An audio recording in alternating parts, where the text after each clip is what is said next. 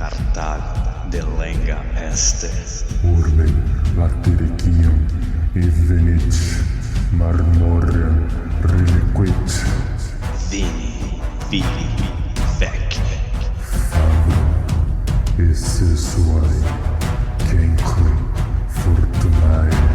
Ceterum, Censeum, Cartaginem, F. delendem.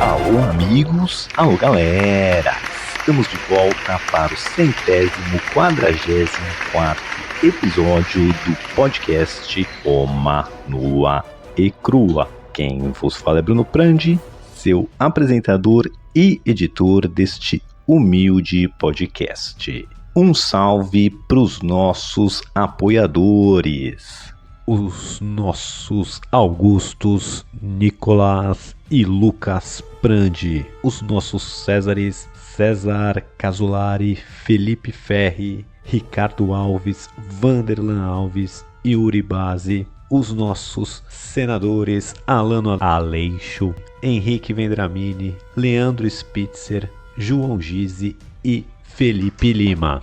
Recapitulando.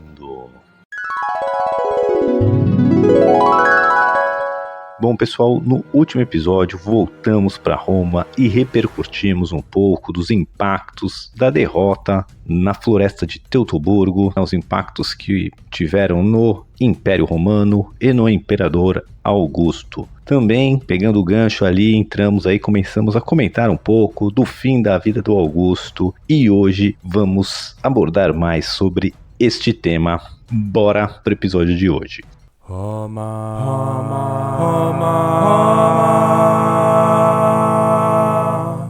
Roma nua e crua. Muito bem, pessoal. Hoje aqui teremos mais um episódio de luto no nosso podcast. Após 44 episódios e cerca de 2 anos e meio do Augusto, do Otávio Otaviano aparecer aqui no nosso podcast, hoje iremos nos despedir dele.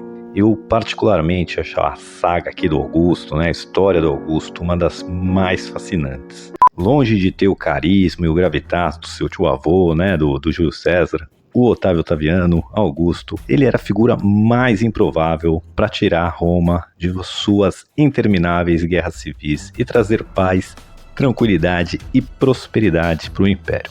Quando o Júlio César foi assassinado, ninguém conhecia ali o Otávio Otaviano, ele não era alguém conhecido na cena política, ele era um sobrinho neto do Júlio César, que nem morava em Roma, era um rapaz provinciano com quase nenhuma experiência militar, quase nenhuma experiência política, e ele chega ali para receber herança do Júlio César no maior ninho de cobras da história, e consegue não só pacificar, mas como eu disse, trazer estabilidade, prosperidade, coesão interna, a nossa famosa Pax Romana. A República Romana ali estava no seu momento mais risca-faca da história e ele acaba ali a transformando por completo e ele basicamente ali, transforma Roma, uma república em expansão no Império, sempre mantendo a fachada da República de pé, e não foi só politicamente, ele reforma a República, o Império Romano como um todo, em termos físicos, em termos de construções, de infraestrutura, de arquitetura. Tem uma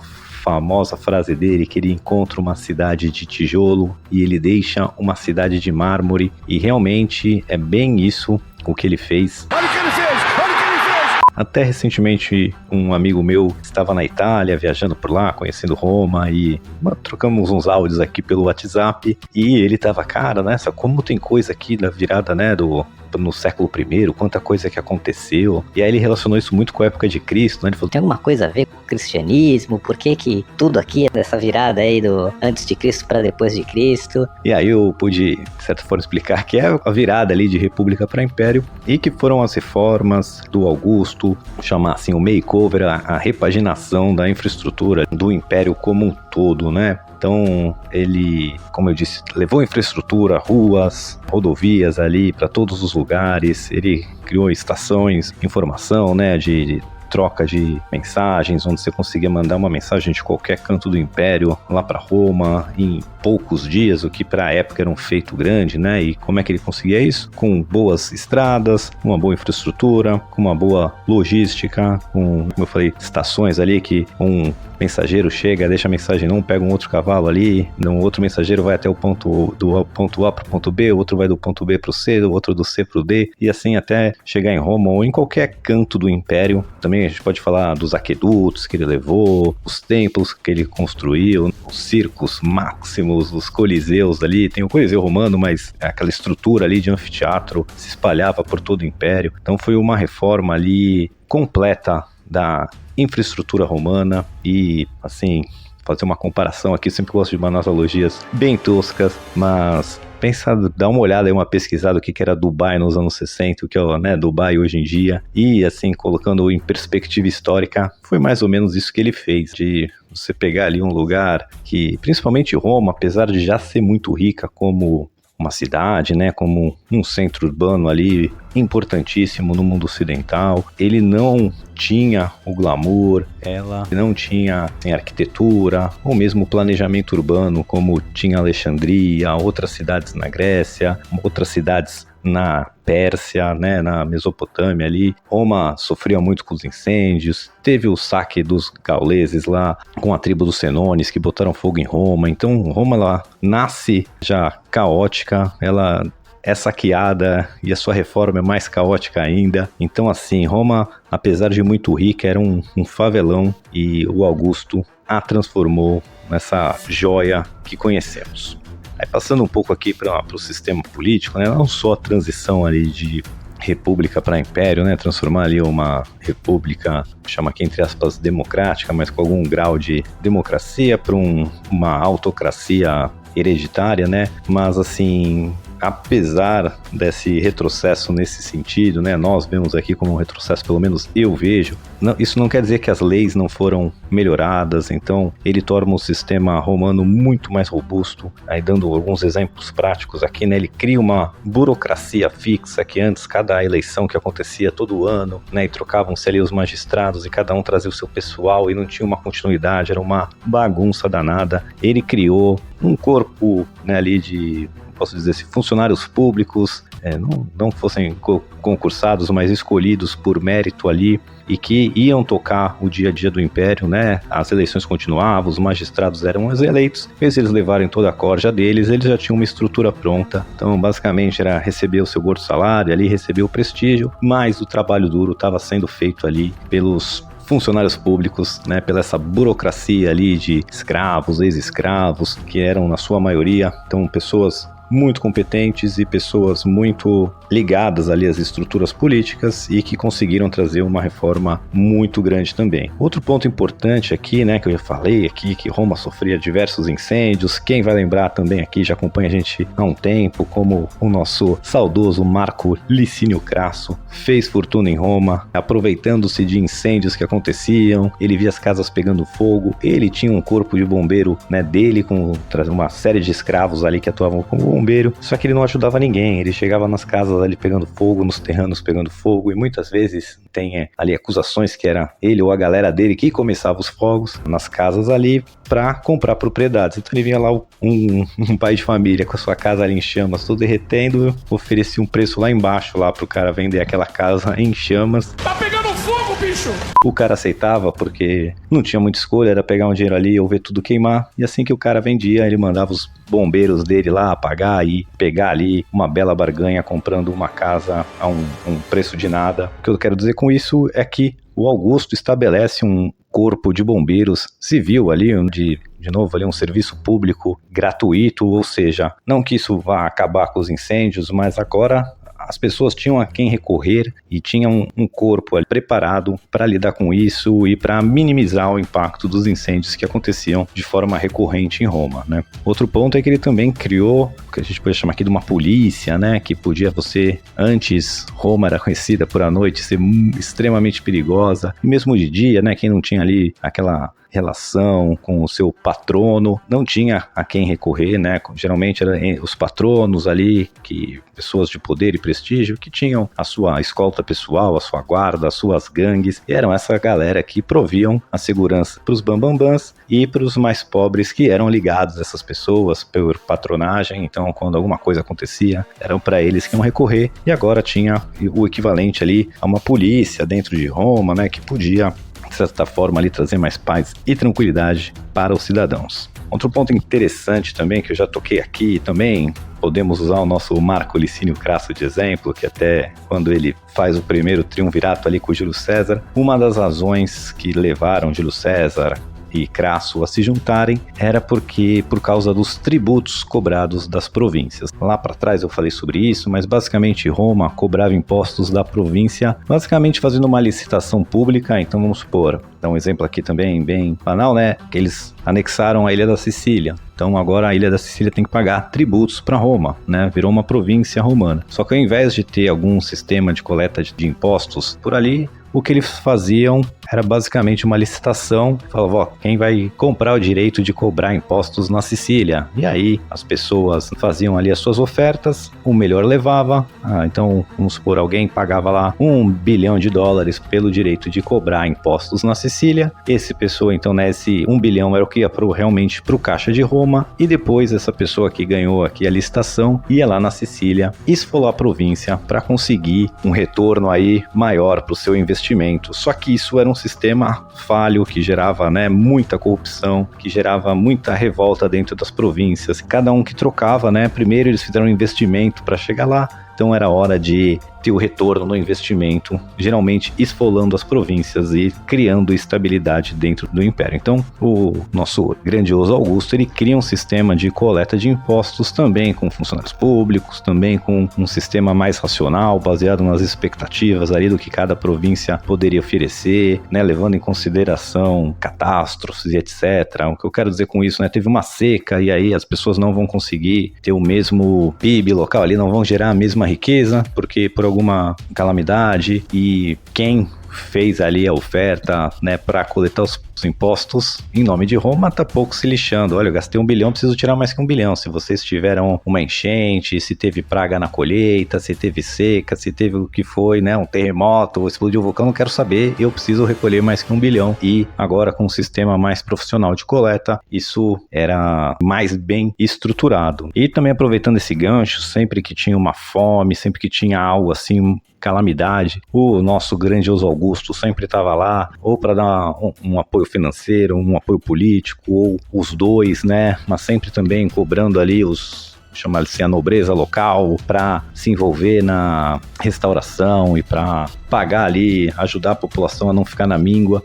Então, o nosso grandioso Augusto fez muita coisa. Outro ponto legal é como ele também reforma o exército, né? Antes, todo general ali, a gente veio vindo até, né, o nosso saudoso Júlio César, o nosso JC, é um cara que tem grandes conquistas, depois tenta tomar Roma. Isso já tinha acontecido, né, com o Sulla, com o Mário, com o Júlio César. Então, cada vez que um general ali ganhava muita fama, muito prestígio, muito poder e muito dinheiro com as suas conquistas, eles geralmente se viravam contra Roma para tomar o poder ou para derrotar os seus rivais. Então, e por que muito disso acontecia? Não sei. Porque era a incumbência do general pagar os seus soldados. Então, como o dinheiro vinha, entre aspas, ali do general, né, era fácil para o general convencer as suas tropas, olha, agora a gente vai fazer isso, agora a gente vai fazer aquilo. A galera quer receber o seu dinheiro, quer receber os espólios, então ficava fácil de um general com fama, um general com prestígio, virar as tropas, os legionários romanos contra Roma quando eles conviam. Então,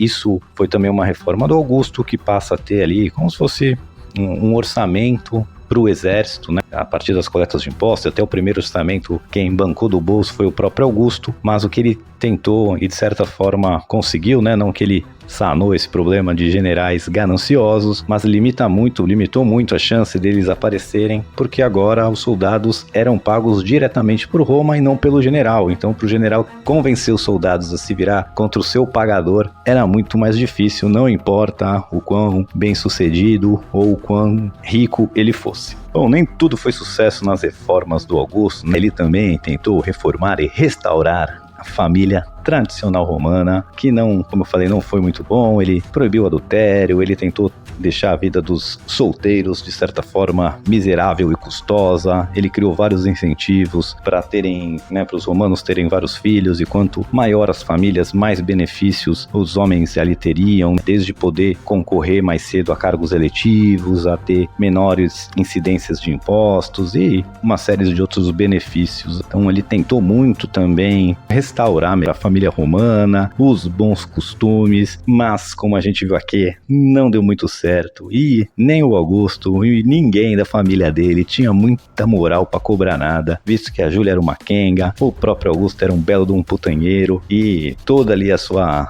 casa imperial não tinha ninguém para dar um bom exemplo. Bom, e essa transformação toda aqui que eu tô citando, né, de maneira breve aí, quem ao longo dos 44 episódios que a gente tem como foco o Augusto, vocês podem acompanhar e relembrar que eu passei aqui bem rápido, mas porque ele conseguiu fazer tanto também e sem gerar tanta resistência, é porque ele também governou por muitos anos, né? Ele ficou aí 44 anos no poder. Isso também faz, de certa forma, solidificar na cabeça ali dos cidadãos que, olha, assim que é a vida, né? Quando o nosso Augusto parte, tem poucas pessoas para comparar o que era a vida antes do Augusto e depois. E mesmo assim, quem era vivo e viveu outras épocas pré-Augusto, a lembrança que eles vão ter é a Guerra Civil, atrás de Guerra Civil. E para os grupos ali que estão dominando pelo poder, até pode ter um certo glamour a Guerra Civil, mas para o povão mesmo era realmente só dor, fome, perseguição, ter que várias vezes brigar com os familiares. A gente já vê aqui disputas políticas democráticas dentro do Brasil, o estrago que faz nas famílias aí, todo ano de eleição aí tem gente que briga com o pai, com o filho, com o primo, com o cachorro, com todo mundo, porque um vota em um, outro vota naquele. Isso só por questões de urna. Ainda você imagine quando o seu primo vai estar lutando num lado do exército, o seu vizinho no outro, você em um outro, e isso realmente trazia muitos problemas, e não só problemas, né, sociais, vou dizer assim, mas você toma aqui um lugar, você queima plantação, ou pega a plantação para vender e pagar os seus soldados, então junto vem a fome, junto com isso também com fome, aí vem doença, praga, então assim, era um inferno. Então quem tinha uma memória pré-Augusto, jogava a mão pro céu para agradecer que ele existia.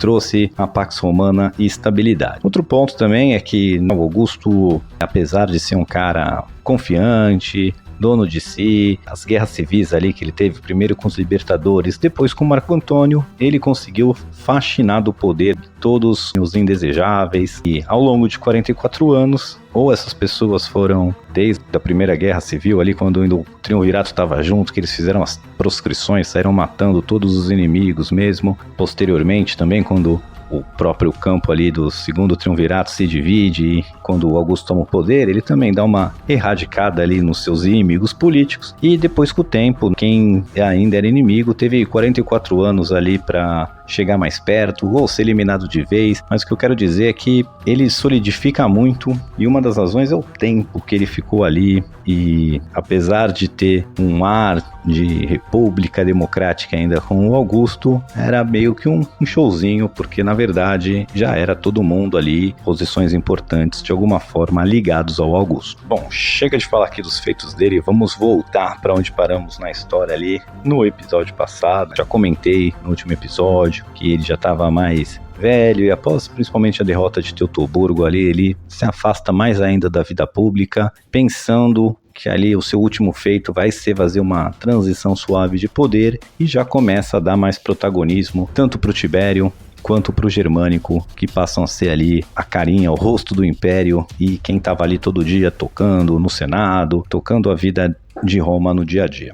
Bom, eu vou aqui para a parte triste e chegar nos finalmente aqui da vida do Augusto. Então, como eu disse, ele já vinha preparando o terreno, e ele já tinha deixado 3 documentos depositados ali no Templo das Virgens Vestais. E o que esses documentos eram? Eram basicamente 3 coisas distintas. O primeiro era um documento sobre o estado do Império. Então, posicionamento de tropas, obras em andamento, as receitas por impostos que vinham de cada província. Então, um detalhamento ali de tudo como estava o Império, né? Desde a questão militar, as questões políticas, as questões de infraestrutura, o que estava acontecendo, em que pé estava, quando era para acabar tal obra, quando era programação para acabar, onde ela estava, se ela estava atrasada, se ela estava adiantada, onde estava cada tropa, se elas, que tipo de tropa era aquela, era do pessoal mais preparado, um pessoal que está treinando, é uma tropa de fronteira. Então tudo explicadinho ali, tintim por tintim, para o seu sucessor pegar e ter ali uma visão completa de tudo sobre o Império. O segundo documento que ele deixou era basicamente ali um arranjo do seu funeral. Então ele não queria deixar nada ao acaso e ele planeja o seu funeral nos mínimos detalhes, e um desses documentos é justamente isso. E o terceiro documento, basicamente, é o seu testamento. Eu não vou entrar muito nele aqui, porque eu vou comentar um pouco dele mais no próximo episódio, mas basicamente ele já está preparando muito terreno, né? E como a gente vem acompanhando aqui, essa sempre foi uma preocupação dele, a sucessão, não só de manter os Júlio-Claudianos ali, a sua dinastia no poder, mas também garantir que não vai virar um pega pra capar assim que ele se for. Bom, antes dele morrer também, vale ressaltar aqui que ele ainda tinha um neto vivo. Ele teve 2 netos que ele adotou, isso eu digo homens, né? Que ele adotou como filho, que morreram aí, que foi o Caio e o Lúcio.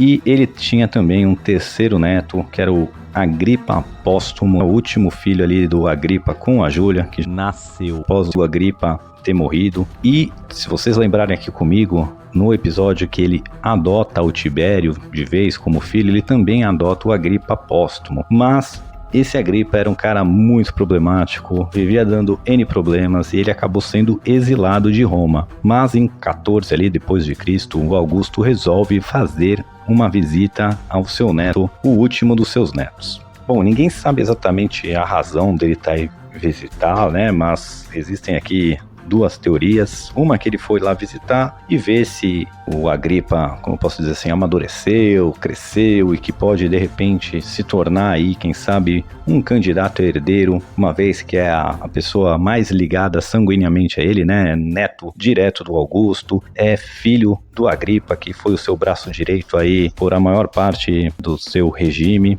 Tem uma outra teoria ali que ele foi não ver se o neto era alguém pronto para entrar ali na fila de sucessão, mas sim ver se o neto ainda era aquele cara causador de problemas e que ele queria ter certeza se quando ele morresse o Agripa Póstumo não ia se tornar alguém que poderia causar uma guerra civil, que ia desafiar ali o Tibério e as pessoas que o Augusto deixou encaminhadas no poder. Essas perguntas ficam em aberto, né? Mas o que a gente sabe é que logo após a morte do Augusto, o Agripa Póstumo vai ser assassinado. E tem mais uma teoria que o Augusto foi visitar, viu que o Agripa Póstumo era o problemático de sempre e deixou arranjado ali para ele ser assassinado. Outra história diz que a Lívia, esposa do Augusto, quem acompanha aqui, e aí um salve pro namoro que acha que a Lívia matou todo mundo, né? Porque a Lívia é a esposa do Augusto e a mãe do Tibério. Tem uma história aí que ela vai matando todo mundo que Augusto colocou em sucessão para deixar o filho dela no poder. Lembrando que tinha o Marcelo, que foi o primeiro que Augusto começou a preparar, que era um sobrinho dele, e aí morreu misteriosamente, e dizem que foi a Lívia. Depois teve os 2 netos do Augusto, também jovens, também de maneira um pouco misteriosa, vou chamar assim, também dizem que foi a Lívia. Teve o caso ali da filha, a Júlia, que foi expulsa de Roma por ser uma quenga e tudo que a gente já viu aqui, mas quem diz também que envenenou o Augusto e expôs tudo que a Júlia fazia foi a Lívia. E aí tem, lógico, essa teoria que foi a Lívia também que mandou matar o Agripa Póstumo assim que o Augusto morreu. Eu não sei qual é a certa, eu não compro muito essa teoria da Lívia matou todo mundo, mas tá aí registrado, é uma corrente forte aí que acredita nisso. Nesse mesmo ano aí em que o Augusto foi visitar o neto dele, ele também colocou o Tibério ali para tomar conta da Ilíria, onde estavam concentradas as maiores tropas romanas até então, ou seja, era o lugar de mais prestígio, onde estava a força militar, entre aspas, também estava o poder, e ele colocar o Tibério ali frente às maiores tropas, dá a entender que ele estava querendo já deixar o Tibério mais bem preparado militarmente para qualquer eventualidade. E no ano 14, também aqui depois de Cristo, é quando o nosso próprio Augusto vai bater as botas, né? Então ele, nesse ano, visita o neto, ele manda o Tibério ali para Ilíria, ele faz essa preparação aí, deposita os documentos todos e ele vai para uma vila que ele tinha ali, vila como se fosse uma casa de veraneio ali, né, dos romanos, perto ali do Monte Vesúvio. Aí hoje em dia a arqueologia achou esse lugar onde ele foi para morrer ali, que chama Soma ou Nola, alguma coisa assim, eu esqueci o nome aqui, não consegui anotar certinho, o pessoal trago aí no próximo episódio para vocês, mas o que a gente sabe que ali, perto do meio do ano, no verão, ele se dirige lá para essa cidade, para sua vila, para, entre aspas, descansar, mas de lá ele não vai voltar. Mais uma vez aqui vão dizer que foi a Lívia que o matou também, que ela aproveitou essa chance, que, né, tem essa corrente que achar, ele foi lá visitar o neto, e aí a Lívia ficou com medo que ele pensasse em trazer o Agripa Póstumo de volta e que isso cortaria o Tibério, então que a Lívia que deu o fim ao Augusto, mas eu também não acredito nisso, o Augusto já era bem velhinho, já tinha mais de 74 anos, se não me engano, ele tinha mais de 70 anos, já era difícil chegar na cidade lá no mundo antigo, então ele não me parece que foi assassinado. E o nosso Augusto, então, vai morrer ali na ilha de Soma. Ele estava debilitado, assim, de certa forma, senil, foi lá, entre aspas, para se recuperar, mas não vem mais. E no dia 19 de agosto do ano 14, morre o nosso Augusto com a Lívia ao seu lado. E é por aqui que terminamos o episódio e no próximo a gente vai entrar, ler o testamento do Augusto e como é que vai ser essa transição de poder. Terão correntes ali lutando por mais poder? Será que terão correntes políticas que vão tentar restaurar a república? Será que o Senado vai cobrar mais protagonismo agora que o Augusto se foi? Bom, pessoal, essas vão ser perguntas respondidas no episódio que vem. Fique com a gente e até!